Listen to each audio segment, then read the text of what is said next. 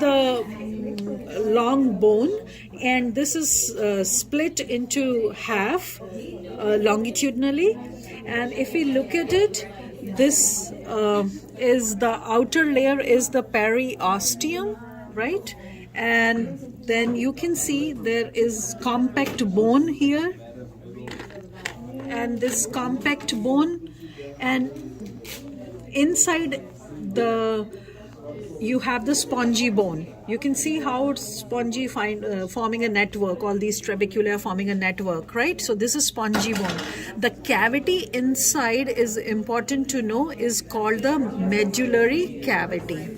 Okay, and if we look at this end, this is called epiphyseal end. Okay, so this up till here is, from here to here is epiphyseal, and then this also is the epiphyseal end on the other side, and this in between is called diaphysis. So the shaft of the bone is your diaphysis, okay, from here to here roughly.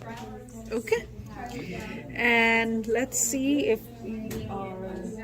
yes, we already spoke about the compact bone. This is the compact bone, very it's not too much in width, but the inside is your spongy bone. On the epiphyseal ends mainly you have the red bone marrow. Okay, and this is a lot more when you are younger.